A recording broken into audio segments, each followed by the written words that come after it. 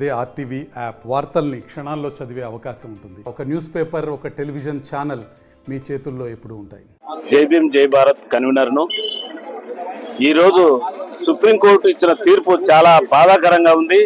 అంటే ఈ తీర్పు ఎలా ఉందంటే ఇద్దరు అన్నదమ్ములను తొక్కి విభజించి వాళ్ళను ఇద్దరిని ఒక్కరినైతే తొక్కలేము, ఇద్దరినైతే విడివిడిగా తొక్కొచ్చు అనే విధంగా పార్టీలు చేసిన కుట్రలాగా ఉంది. మాకైతే ఖచ్చితంగా ఇవ్వాలి. మనం ఎన్నిసార్లు కమిటీలు వేస్తారండి, ఎన్నిసార్లు సుప్రీంకోర్టులు చేస్తారండి? 1 man committee, 3 man committee, 5 man committee, 6 man committee అంటే ఎట్లా? ఆల్రెడీ 341 ప్రకారం పార్లమెంటులో ఏది జరుగుతుందో అదే ప్రకారంగా జరగాలని ఆల్రెడీ సుప్రీంకోర్టు గతంలో ఇచ్చింది. ఇప్పుడు అయినా కూడా రాజకీయ పార్టీలు వారి కుట్రలో భాగంగానే ఇవన్నీ కూడా ఒక్కొక్క జడ్జిని ఒక్కొక్క విధంగా ప్రలోభాలకు పెట్టి ఈ విధంగా కుట్రలకు పూని వర్గీకరణ చేసినట్లుగా ఖచ్చితంగా వీటిపైన మాకు అనుమానం ఉంది. కాబట్టి ఖచ్చితంగా మనకు పరిశీలించాలి.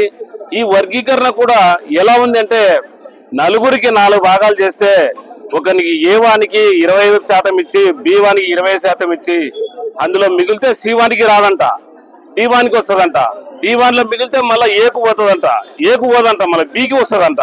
ఇది ఎక్కడి వర్గీకరణ అండి? ఎట్లా, ఏ రాజ్యాంగంలో ఉందండి ఇది? అన్ని సుప్రీంకోర్టు ఏ విధంగా ఆలోచిస్తుందండి? పునః పరిశీలించాలి. ఇప్పటికైనా కూడా ఏ విధంగా దళితులు నష్టపోతున్నారనే దానిపైన దళితుల కోసం ఏర్పాటు చేసినటువంటి 341 ఆర్టికల్ను పూర్తిగా పరిశీలించాలి. కాబట్టి ఈ వర్గీకరణ వెనక్కి తీసుకోవాలని మేము కోరుతున్నాము.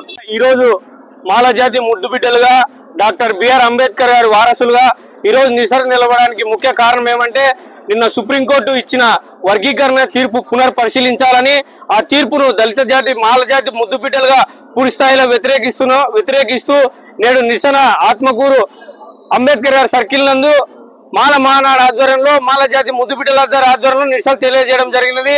ఎందుకు ఈ వర్గీకరణ వ్యతిరేకిస్తున్నాం, ఎందుకు పునర్పరిశీలించాలంటే ఆనాడు 2004 ఉమ్మడి ఆంధ్రప్రదేశ్ లో ఉన్నప్పుడు గౌరవ ముఖ్యమంత్రి చంద్రబాబు నాయుడు గారు వర్గీకరణ ABCD వర్గీకరణ అమలు చేసినప్పుడు 2004 నందు సుప్రీంకోర్టు రాజ్యాంగంలోని ఆర్టికల్ 341 ప్రకారం రిజర్వేషన్ రాజ్యాంగబద్ధంలో ఉన్న ఆర్టికల్ 341 ప్రకారం ABCD వర్గీకరణ చెల్లదని ఆ రోజు సుప్రీంకోర్టు క్షుణ్ణంగా కొట్టివేసింది. సుప్రీంకోర్టు చెప్పిన తీర్పు ఏమనగా వర్గీకరణ చేయాలంటే ఆ రాష్ట్రాల్లో జనాభా ప్రతిపాదన లెక్క వర్గీకరణ ఏర్పాటు చేయాలి.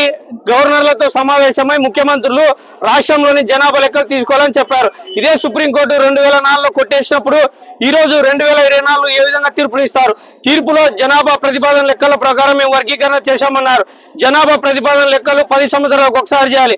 2011లో జనాభా లెక్కలు చేసినప్పుడు తిరిగి 2021లో చేయాలి. 2001 నాటి జనాభా లెక్కల ప్రకారం ఈనాడు 14 ఏళ్ల తర్వాత ఏ విధంగా వర్గీకరణ చేస్తారు? దీన్ని పూర్తి స్థాయిలో ఖండిస్తున్నాం. సుప్రీంకోర్టు పునర్పరిశీలించాలి.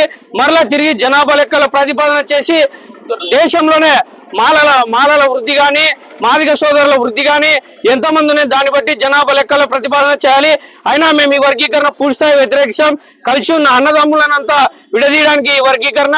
గతంలో అగ్రవర్ణ కులస్తుల్లో దళితులు ఊరికి దూరంగా బహిరంగ నివసించి దూరం చేశారు. ఆ రోజు అగ్రవర్ణ కులస్తులు ఈ రోజు డాక్టర్ బిఆర్ అంబేద్కర్ గారు రాసినటువంటి మేధావి అయిన రాజ్యాంగాన్ని కూడా పక్కన పెట్టి ఈరోజు వర్గీకరణ చేసి ఇంకా కలిసి ఉన్న దళితులను విడదీయడానికి ఆస్కారం చేస్తున్నటువంటిది ఈ వర్గీకరణ పూర్తి స్థాయిలో వ్యతిరేకిస్తున్నామని తెలియజేస్తూ ఖచ్చితంగా మళ్ళా వర్గీకరణ అనే సబ్జెక్ట్ రాకుండా రాష్ట్రంలో దేశంలో ఉన్న దళిత మేధావులంతా సుప్రీంకోర్టుకు మరలా వెళ్లి ఖచ్చితంగా ఈ వర్గీకరణను మళ్ళీ పునర్పరిశీలించి వర్గీకరణను రద్దు చేయాలని తెలియజేస్తున్నాం. నా పేరు పెరుమాల చింతలయ్య. నా ప్రొఫెషనల్ అడ్వకేట్ అండి. నేను మాల మహానాడు ఆత్మకూరు తాలూకా అధ్యక్షుడు. గతంలో 20 సంవత్సరాల కిందట కాంగ్రెస్ హయాంలో పివి రావు గారు వ్యవస్థాపక అధ్యక్షులు గారు మాల మహానాడు గురించి ఎస్సీకరణ వర్గీకరణ వద్దు అని కోర్టులు వేసినప్పుడు సుప్రీంకోర్టులో ఆ రోజు కేసు కొట్టివేయమైంది. జనాభా ప్రాతిపదికన ప్రకారము జనాభాను ప్రతి 10 years ఒకసారి వెరిఫికేషన్ చేసి జనాభా ఏ విధంగా ఉంది, ఎంత పర్సెంటేజ్ ఉన్నారు, ఏ కులానికి ఎంతమంది చెందినారు అనే విధంగా వర్గీకరించాలి. ఆర్టికల్ 341 ప్రకారము అంబేద్కర్ రాసిన రాజ్యాంగం ప్రకారము ఆ ఆర్టికల్ ప్రకారం ఏమంటే ఈ వెనకబడిన దళిత కులాలకు చెందిన అన్ని కులాలకు వర్తించేదే ఈ 341 దాన్ని పరిగణలోకి తీసుకోకుండా సుప్రీంకోర్టు పరిగణలోకి తీసుకోకుండా ఒక్కసారి కొట్టివేసిన కోర్టు చట్టాల్లో తీసుకొచ్చిన కేసును మరీ రీఫై చేయకుండా ఎలాగా తీర్పిస్తున్నారో జడ్జిమెంట్ ఆ రోజు 5 మంది కలిగినటువంటి జడ్జిమెంట్ లో ఈ రోజు 7 మంది ఉన్నారు. అయినా ఒక జడ్జి గారు మాత్రం దీన్ని వేకిపించలేదు. అది కూడా పరిగణలోకి తీసుకోకుండా ఎస్సీ వర్గీయులుగా చేసి కలిసి ఉన్నటువంటి జనాభాలో 2 కులాలను విడగొట్టి విభజించు పాలించు అనే విధముగా ఇప్పుడు తయారవుతుంది.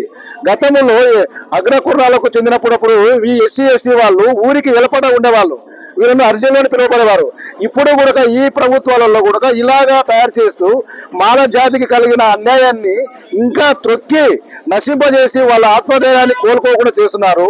అందువల్ల ఇప్పుడు ఏమంటే సుప్రీంకోర్టులో నడిచిన ప్రకారము మళ్ళీ ఒకసారి కేసును పునఃపరిశీలించి ఎస్సీ మాలలకు అన్యాయం జరగకుండా వాళ్ళ మనోభావాన్ని దెబ్బతీయకుండా వాళ్ళ కాపాడి న్యాయం చేయాలని సుప్రీంకోర్టును కోరుకుంటున్నాం. మరిన్ని వీడియోస్ కోసం ఛానల్ ని సబ్స్క్రైబ్ చేయండి, లేటెస్ట్ అప్డేట్స్ కోసం వాట్సాప్ ఛానల్ ని ఫాలో చేయండి అండ్ లింక్ డిస్క్రిప్షన్ లో ఉంది.